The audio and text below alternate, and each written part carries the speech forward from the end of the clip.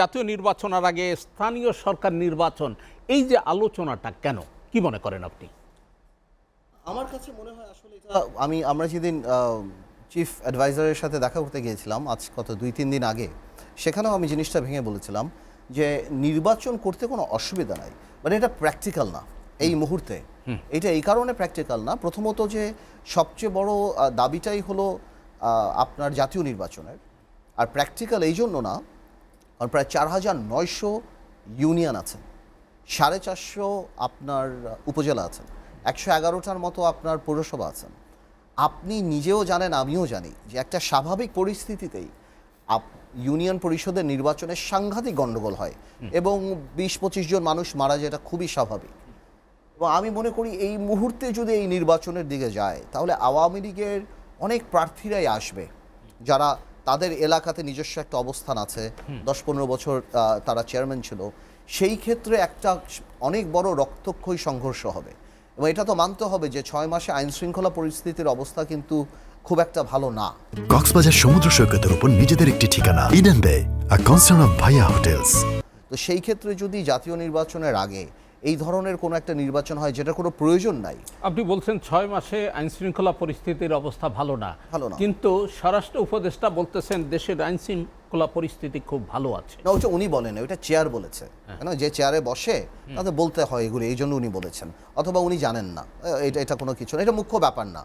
উনি জানুক না জানুক বা ওনাকে নিয়ে, উনি তো পলিটিশিয়ান না, মানুষ ওনাকে এক্সপেক্ট করে না। তার মানে ব্যক্তির পরিবর্তন হলে কি চেয়ারের পরিবর্তন? না না না, শুনেন, this is the difference between a non political government, interim government and a political government. Political গভর্নমেন্টের মন্ত্রী হলে তার যাওয়ার কথা আসতো, তার ফেইলিয়ারের কথা আসতো।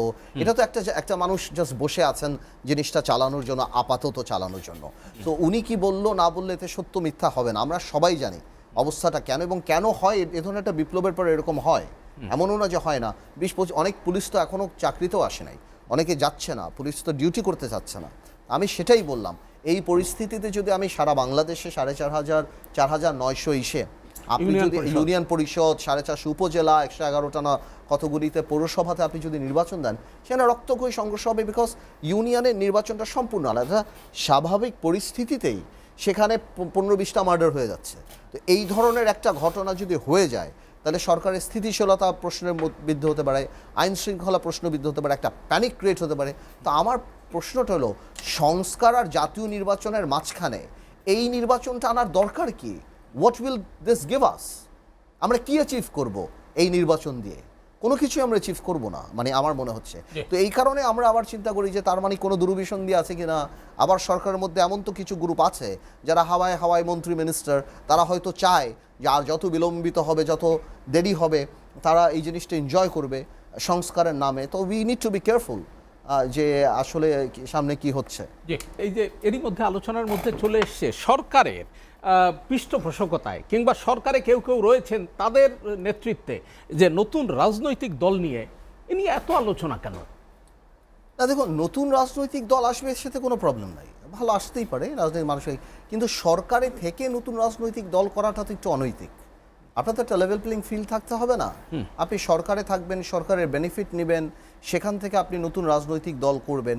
তো ন্যাচারালি পলিটিশিয়ান হিসাবে বা আমরা দেশের নাগরিক হিসাবে আমরা তো এই প্রশ্ন করবই যে আপনি সরকারে থাকছেন, আপনি হেলিকপ্টার করে কম্বল দিচ্ছেন, আপনি সেখানে যাচ্ছেন, এখানে যাচ্ছেন, এবং আপনি ভবিষ্যতে রাজনৈতিক দল করবেন, তো নৈতিকতার ব্যাপার তো এখানে আসেই, সো কনফ্লিক্ট অফ ইন্টারেস্ট তো আসেই।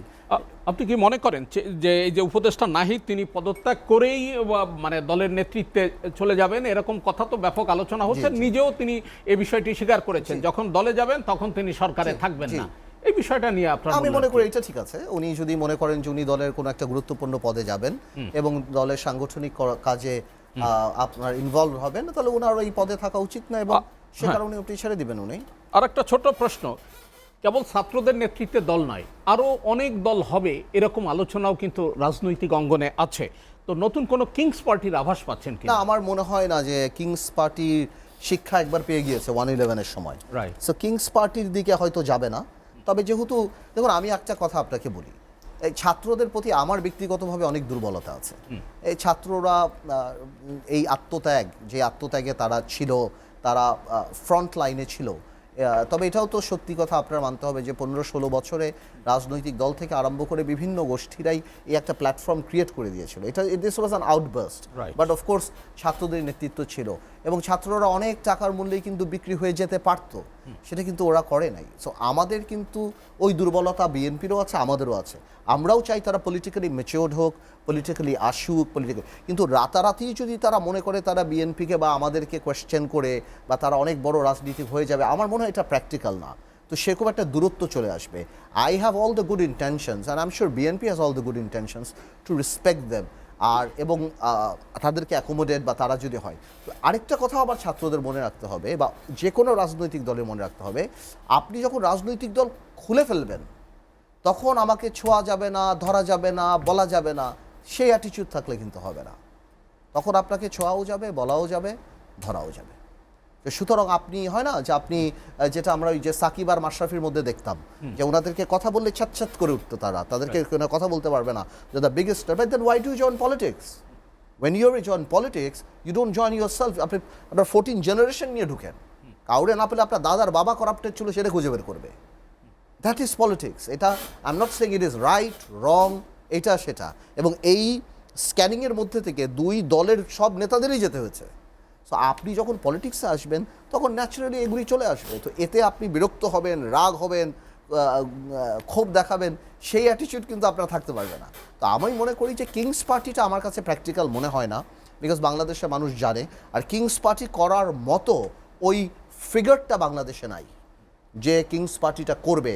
রাজনৈতিক গ্রহণযোগ্যতা ওই জিনিসটা নাই। এবং আমি মনে করি যে ছাত্রদেরকেও নিয়েও দেখেন, সরকার চালানো, সরকার নামানো, সরকার বানানো, এই তিনটা সম্পূর্ণ আলাদা জিনিস।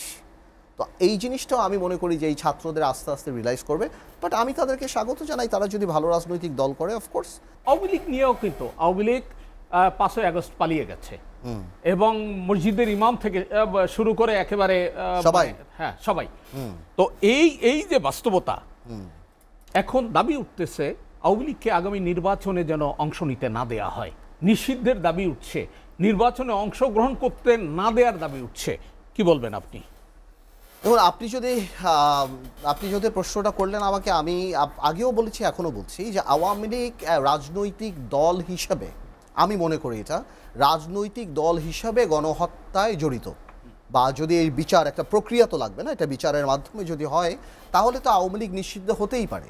এতে সাধারণ মানুষ বা যারা আওয়ামী লীগকে নিষিদ্ধ চাচ্ছে এটা খুব অন্যায়, খুব কাজ না। কিন্তু আরেকটা প্রশ্ন, যেটা আমরা রাজনীতি করি ভাই, দেশে রাজনীতি থাকতে হবে এবং রাজনৈতিক হিসাব নিকাশও থাকতে হবে, নাহলে তো আর হবে না। আওয়ামী লীগ এখন সবচেয়ে বেশি ব্যান্ড হোক, এটা আমি আমার রাজনীতির জায়গা থেকে বলছি, এটা আওয়ামী লীগ চায়। আওয়ামী লীগ যে এখন রাজনৈতিকভাবে ব্যান্ড হোক, এটা আওয়ামী লীগ চায়, আওয়ামী লীগের সভানেত্রী চায়। কেন চায়? আমার অ্যানালাইসিস, সময় বলে দেবে আমি ঠিক না ঠিক কেন চায়। আমার ধারণা, আওয়ামী লীগ যদি ব্যান্ড হয় তাহলে আওয়ামী লীগ সভানেত্রীর নেতৃত্বকে কেউ প্রশ্ন করবে না। কারণ অলরেডি কিন্তু মার্কেটে একটা আলাপ আছে যে আওয়ামী লীগকে যদি ব্যান্ড না করা হয় তাহলে আওয়ামী লীগ যদি নির্বাচনে আসে তাহলে স্বভাবতভাবে যারা গণহত্যার সাথে যাদের নাম আসছে বা তারা তো করতে পারবে না, তাহলে আওয়ামী লীগের নেতৃত্ব পরিবর্তন হওয়ার একটা কথা আসবে, যেই নেতৃত্বটা অনুশোচনা করে ক্ষমা চেয়ে রাজনীতিতে ফেরত আসতে হবে।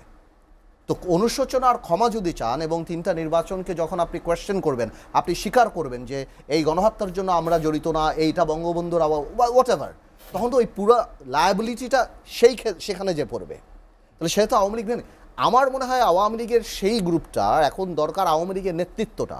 এবং এটা যদি ব্যান্ড হয়ে যায় তা সারা পৃথিবীতে বলতে পারবে যে আওয়ামী লীগ ব্যান্ড হয়ে গেছে, এই জন্য আমি নির্বাচন করতে পারি নাই। কিন্তু আওয়ামী লীগ যদি ব্যান্ড না হয় এবং বলা হয় আওয়ামী লীগ এভাবেই থাকুক, তাহলে আওয়ামী লীগের ভিতর থেকেও, বিকজ আওয়ামী লীগ তো একটা রাজনৈতিক দল এবং চলমান প্রক্রিয়ার মধ্যে যেতে হবে।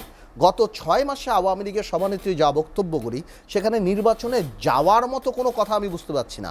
ইভেন কি একটা বাস্তব জিনিস আপনার মানতে হবে ভাই, সেটা হলো গণঅভ্যুত্থানকে জুলাই গণঅভ্যুত্থানকে অস্বীকার করে বাংলাদেশে রাজনীতি করার সুযোগ নাই। এইটাকে স্বীকার করতে হবে, এই 1400 লাশের আত্মত্যাগকে স্বীকার করতে হবে, হাজার হাজার মানুষের আহত হতে করতে হবে, আমাদের আত্মত্যাগকে স্বীকার করতে হবে, সকলের আত্মত্যাগকে স্বীকার করতে হবে। এটাকে অস্বীকার করে, এটাকে জঙ্গি বলা, এটাকে এই নাম দেওয়া ওই নাম দেওয়া, এটা ভুল মিথ্যা, এগুলির কোনো সুযোগই নাই। কিন্তু ওই আওয়ামী লীগটা কিন্তু এই কাজটা করে যাচ্ছে। এতে বোঝা যাচ্ছে যে তারা নির্বাচনে ইন্টারেস্টেড না। এর মধ্যে যদি আপনি ব্যান্ড করে দেন তাহলে তাদের শোনায় সোহাগ। এই কারণে কি করবে না করবে সরকার জানে, সেটা আমরা জানি না। আমার কাজ হলো এটা খুলে বলে দেওয়া। সো আপনি নৈতিকভাবে জিজ্ঞেস করলে আমি মনে করি না, আওয়ামী লীগের রাজনীতি করার অধিকার নাই, আওয়ামী লীগ গণহত্যার সাথে জড়িত। কিন্তু এটাই কিন্তু রাজনৈতিকভাবে আওয়ামী লীগ খুঁজছে, যে আওয়ামী লীগকে যদি আপনি ব্যান করে দেন তাহলে আওয়ামী লীগ ভাঙার কোনো প্রশ্ন আসবে না। আর আওয়ামী লীগকে যদি আপনি ব্যান না করেন, আওয়ামী লীগ ভাঙার সময়ের ব্যাপার। বিকজ একটা ইনহারেন্ট ফোর্স আওয়ামী লীগ থেকে বের হয়ে আসবেই, যারা বুঝতে পারছে যে আওয়ামী লীগের প্রথম থেকে করে সেকেন্ড বা যাকে সাবেক প্রধানমন্ত্রী বা আওয়ামী লীগ সভানেত্রী যাদেরকে দিতে চায় তার পছন্দের, তাদের ইমেজ জিরো। সুতরাং আওয়ামী লীগ ভাঙা 5টা সিট পাক, 10টা সিট পাক, 20টা পাক বা 10% যাই পাক, আওয়ামী লীগ ভাঙার সময়ের ব্যাপার। নিচ থেকেই আওয়ামী লীগ ভাঙবে। সুতরাং আমি মনে করি যে রাজনৈতিকভাবে আপনি যদি চিন্তা করেন, আওয়ামী লীগ যদি ব্যান্ড হয়, একটা আওয়ামী লীগ মানে নেতৃত্ব আওয়ামী লীগ সবচেয়ে খুশি হবে।